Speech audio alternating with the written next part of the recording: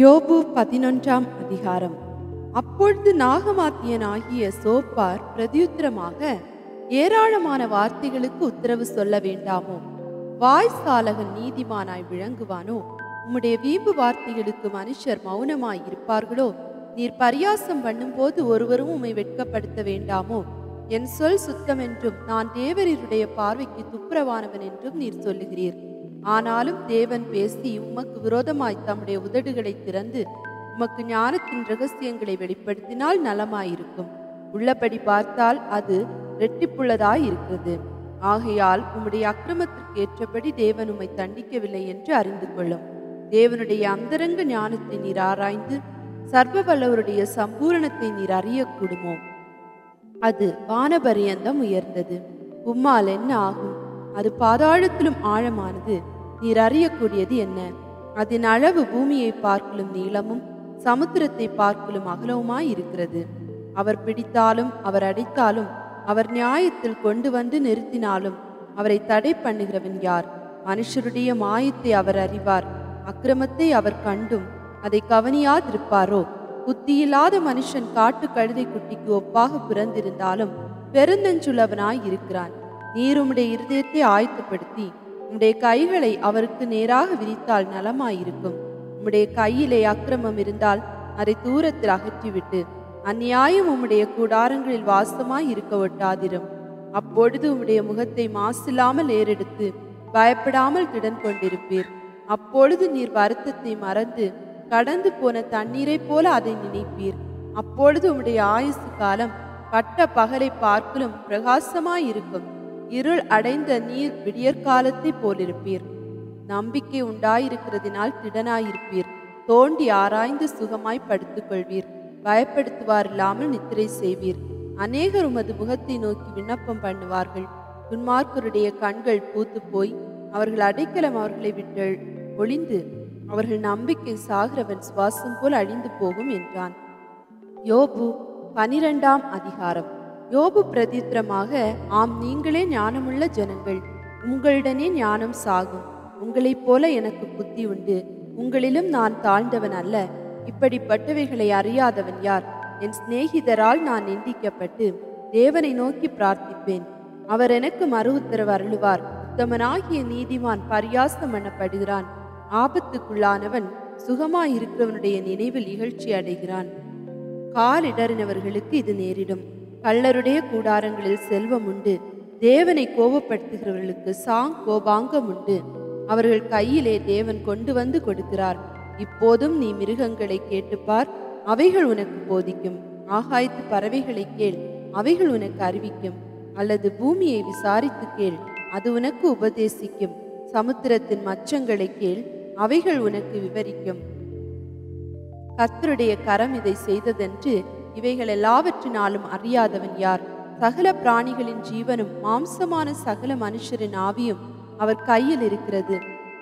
வாயானது போஜனத்தை ருசி பார்ப்பது போல செவியானது வார்த்தைகளை சோதித்து பார்ப்பதல்லவா? முதியோரிடத்தில் ஞானமும் வயது சென்றவர்களிடத்தில் புத்தியும் இருக்குமே. அவரிடத்தில் ஞானமும் வல்லமையும் எத்தனை அதிகமாயிருக்கும்! அவருக்குத்தான் ஆலோசனையும் புத்தியும் உண்டு. இதோ, அவர் இடித்தால் கட்ட முடியாது. அவர் மனுஷனை அடைத்தால் விடுவிக்க முடியாது. இதோ, அவர் தண்ணீர்களை அடக்கினால் எல்லாம் உலர்ந்து போம். அவர் அவைகளை வரவிட்டால் பூமியை கீழது மேலாக்கும். அவரிடத்தில் பலனும் ஞானமும் உண்டு. மோசம் போக்குகிறவனும் போகிறவனும் அவர் கையின் கீழ் இருக்கிறார்கள். அவர் ஆலோசனைக்காரரை சிறைபிடித்து நியாயாதிபதிகளை மதிமயக்குகிறார். அவர் ராஜாக்களுடைய கட்டுகளை அவிழ்த்து அவர்கள் இடுப்புகளை கச்சை கட்டுகிறார். அவர் மந்திரிகளை சிறைபிடித்து கொண்டு போய் பலவான்களை கவிழ்த்து போடுகிறார். அவர் நம்பிக்கை உள்ளவர்களுடைய வாக்கை விலக்கி முதிர் வயதுள்ளவர்களின் ஆலோசனையை வாங்கி போடுகிறார். அவர் பிரபுக்களின் மேல் இகழ்ச்சி வர பண்ணுகிறார். பலவான்களின் கச்சையை தளர்ந்து போக பண்ணுகிறார். அவர் அந்தகாரத்தில் இருக்கிற ஆழங்களை வெளியரங்கமாக்கி மரண இருளை வெளிச்சத்தில் கொண்டு வருகிறார். அவர் ஜாதிகளை பெருகவும் அழியவும் பண்ணுகிறார். அவர் ஜாதிகளை பரவவும் குறுகவும் பண்ணுகிறார். அவர் பூமியில் உள்ள ஜனத்தினுடைய அதிபதிகளின் நெஞ்சை அகற்றி போட்டு அவர்களை வழியில்லாதபடி அந்தரத்திலே அலைய பண்ணுகிறார். அவர்கள் வெளிச்சமற்ற இருளிலே தடவி திரிகிறார்கள். வெறித்தவர்களைப் போல அவர்களை தடுமாற திரிய பண்ணுகிறார். யோபு 13ஆம் அதிகாரம். இதோ இவைகள் எல்லாவற்றையும் என் கண் கண்டு என் காது கேட்டு அறிந்திருக்கிறது. நீங்கள் அறிந்திருக்கிற நானும் அறிந்திருக்கிறேன். நான் உங்களுக்கு தாழ்ந்தவன் அல்ல. சர்வ வல்லவரோடே நான் பேசினால் நல்லது. தேவனோடே நியாயத்திற்காக வழக்காட விரும்புவேன். நீங்கள் பொய்யை பிணைக்கிறவர்கள். நீங்கள் எல்லாரும் காரியத்துக்கு உதவாத வைத்தியர்கள். நீங்கள் பேசாமல் இருந்தால் நலமாகும். அது உங்களுக்கு ஞானமாய் இருக்கும். நீங்கள் என் நியாயத்தை கேட்டு என் உதடுகள் சொல்லும் விசேஷங்களை கவனியுங்கள். நீங்கள் தேவனுக்காக நியாயக்கேடாய் பேசி அவருக்காக வஞ்சகமாய் வசனிக்க வேண்டுமோ? அவருக்கு முகதாட்சணியம் பண்ணுவீர்களோ? தேவனுக்காக வழக்காடுவீர்களோ? அவர் உங்களை ஆராய்ந்து பார்த்தால் அது உங்களுக்கு நலமாயிருக்குமோ? மனுஷனை பரியாசம் பண்ணுகிறது போல அவரை பரியாசம் பண்ணுவீர்களோ? நீங்கள் அந்தரங்கமாய் முகதாட்சணியம் பண்ணினால் அவர் உங்களை எவ்விதத்திலும் கண்டிப்பார். அவருடைய மகத்துவம் உங்களை திடுக்கிட பண்ணாதோ? அவருடைய பயங்கரம் உங்களை பிடிக்க மாட்டாதோ? உங்கள் பேரை நினைக்க பண்ணும் அடையாளங்கள் சாம்பலுக்கு சரி. உங்கள் மேட்டிமைகள் சேற்று குவியல்களுக்கு சமானம். நீங்கள் மௌனமாயிருங்கள், நான் பேசுகிறேன். எனக்கு வருகிறது வரட்டும். நான் என் பற்களினால் என் சதையை பிடுங்கி என் பிராணனை என் கையிலே வைப்பானேன். அவர் என்னை கொன்று போட்டாலும் அவர் மேல் நம்பிக்கையாய் இருப்பேன். ஆனாலும் என் வழிகளை அவருக்கு முன்பாக ரூபகாரம் பண்ணுவேன். அவரே என் இரட்சிப்பு. மாயக்காரனோ அவர் சந்நிதியில் சேரான். என் வசனத்தையும் நான் சொல்லி காண்பிக்கிறதையும் உங்கள் செவிகளால் கவனமாய் கேளுங்கள். இதோ என் நியாயங்களை அணியணியாய் வைத்தேன். என் நீதி விளங்குமென்று அறிவேன். என்னோட வழக்காட வேண்டுமென்று இருக்கிறவன் யார்? நான் மௌனமாய் இருந்தால் ஜீவித்து போவேனே. 2 காரியங்களை மாத்திரம் எனக்கு செய்யாதிருப்பீராக. அப்பொழுது உமது முகத்துக்கு முன்பாக ஒழித்து கொள்ளாதிருப்பேன். உம்முடைய கையை என்னை விட்டு தூரப்படுத்தும். உம்முடைய பயங்கரம் என்னை கலங்க பண்ணாதிருப்பதாக. நீர் கூப்பிடும், நான் உத்தரவு கொடுப்பேன். அல்லது நான் பேசுவேன், நீர் எனக்கு மறுமொழி சொல்லும். என் அக்கிரமங்களும் பாவங்களும் எத்தனை! என் மீறுதலையும் என் பாவத்தை எனக்கு உணர்த்தும். நீர் உமது முகத்தை மறைத்து என்னை உமக்கு பகைஞனாக எண்ணுவானேன். காற்றடித்த சருகை நொறுக்குவீரோ? காய்ந்து போன துரும்பை பின்தொடர்வீரோ? மகா கசப்பான தீர்ப்புகளை என் பேரில் எழுதுகிறீர். என் சிறு வயதின் அக்கிரமங்களை எனக்கு பலிக்க பண்ணுகிறீர். என் கால்களை தொழுவடித்து போட்டு என் வழிகளை எல்லாம் காவல் பண்ணுகிறீர். என் காலடிகளில் அடையாளத்தை போடுகிறீர். இப்படிப்பட்டவன் அழுகி போகிற வஸ்து போலவும் பொட்டரித்த வஸ்திரம் போலவும் அழிந்து போவான். யோபு 14ஆம் அதிகாரம். ஸ்திரீனிடத்தில் பிறந்த மனுஷன் வாழ்நாள் குறுகினவனும் சஞ்சலம் நிறைந்தவனுமாய் இருக்கிறான். அவன் பூவை போல பூத்து அறப்புண்கிறான். நிழலைப் போல நிலை நிற்காமல் ஓடிப்போகிறான். ஆகிலும் இப்படிப்பட்டவன் மேல் நீருமுடைய கண்களை திறந்து வைத்து உடைய நியாயத்துக்கு என்னை கொண்டு போவீரோ? அசுத்தமானதிலிருந்து சுத்தமானதை பிறப்பிக்கத்தக்கவன் உண்டோ? ஒருவனும் இல்லை. அவனுடைய நாட்கள் இம்மாத்திரமென்று குறிக்கப்பட்டிருக்கையால் அவனுடைய மாதங்களின் தொகை உம்மிடத்தில் இருக்கிறது. அவன் கடந்து போகக்கூடாத எல்லையை அவனுக்கு ஏற்படுத்தினீர். அவன் ஒரு கூலிக்காரனைப் போல் தன் நாளின் வேலை ஆயிற்றென்று ரம்மியப்படும் மட்டும் அவன் ஓய்ந்திருக்கும்படி உமது பார்வையை அவனை விட்டு விலக்கும். ஒரு மரத்தை குறித்தாவது நம்பிக்கை உண்டு. அது வெட்டி போடப்பட்டாலும் திரும்ப தழைக்கும். அதன் இளங்கிளைகள் துளிர்க்கும். அதன் வேர் தரையிலே பழையதாகி அதன் அடிக்கட்டை மண்ணிலே செத்தாலும் தண்ணீரின் வாசனையினால் அது துளிர்த்து இளமரம் போல கிளைவிடும். மனுஷனோவென்றால் செத்த பின் ஒழிந்து போகிறான். மனுபுத்திரன் ஜீவித்து போன பின் அவன் எங்கே? தண்ணீர் ஏரியிலிருந்து வடிந்து வெள்ளம் வற்றி சுவரி போகிறது போல மனுஷன் படுத்து கிடக்கிறான். வானங்கள் ஒழிந்து போகும் அளவும் எழுந்திருக்கிறதும் இல்லை, நித்திரை தெளிந்து விழிக்கிறதும் இல்லை. நீர் என்னை பாதாளத்தில் ஒழித்து உமது கோபம் தீருமட்டும் என்னை மறைத்து என்னை திரும்ப நினைக்கும்படிக்கு எனக்கு ஒரு காலத்தை குறித்தால் நலமாயிருக்கும். மனுஷன் செத்த பின் பிழைப்பானோ? எனக்கு மாறுதல் எப்போது வரும் என்று எனக்கு குறிக்கப்பட்ட போராட்டத்தின் நாளெல்லாம் நான் காத்திருக்கிறேன். என்னை கூப்பிடும், அப்பொழுது நான் உமக்கு உத்தரவு சொல்லுவேன். எனது கைகளின் கிரியையின் மேல் விருப்பம் வைப்பீராக. இப்போதும் என் நடைகளை எண்ணுகிறீர். என் பாவத்தின் மேலல்லவோ கவனமாயிருக்கிறீர். என் மீறுதல் ஒரு கட்டாக கட்டப்பட்டு முத்திரை போடப்பட்டிருக்கிறது.